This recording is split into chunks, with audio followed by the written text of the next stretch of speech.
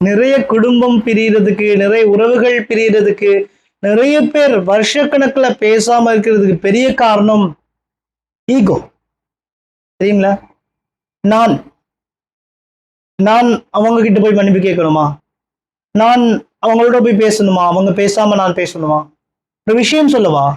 நபி ஸல்லல்லாஹு அலைஹி வஸல்லம் அவங்க ஹிஜ்ரத்துல இருக்கிற நேரத்துல தன்னுடைய மனைவி கிட்ட போய் ஆலோசனை கேட்கிறாங்க, என்ன பண்ணலாம் அப்படின்னு சொல்லி. இந்த சஹாபாக்கள் இப்போ அடுத்த விஷயத்துக்கு நான் என்ன பண்ணலாம், எப்படி செஞ்சா இந்த விஷயத்த சால்வ் பண்ணலாம் அப்படின்னு. அதுக்கு அவங்க சொல்றாங்க, யார சொல்லலாம், நீங்க முதல் உங்களோட முடிகளை கிழிஞ்சு கொள்ளுங்க, அதுக்கு பிறகு உங்களோட தோழர்களும் உங்களை கண்டு எதுவுமே சொல்லாம செய்வாங்க அப்படின்னு சொல்லி. இதன் மூலமா என்ன தெரியுது நமக்கு?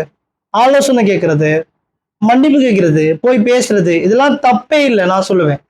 அதுதான் இஸ்லாம் சொல்லுது, நபியவங்களும் அதான் சொல்றாங்க, உளவியலும் அதுதான் சொல்லுது. அதனால ஈகோ அப்படிங்கிற விஷயத்த வாழ்க்கையில தூக்கி எறிஞ்சிடுங்க. ஏன்னா இன்னைக்கு இருக்கிற மனுஷன் இந்த நிமிஷம் இருக்கிறோம், அடுத்த நிமிஷம் இருப்போமான்னு தெரியல. அதனால இந்த வாழ்க்கையில ஈகோ வேணாம்.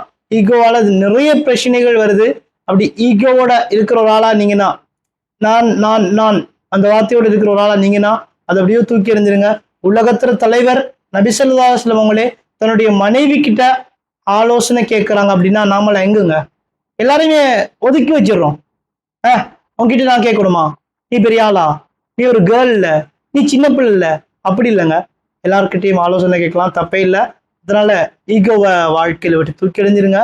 உங்க லைஃப் இன்னும் அழகா இருக்கும். இன்னொரு வீடியோல பாக்குறேன்.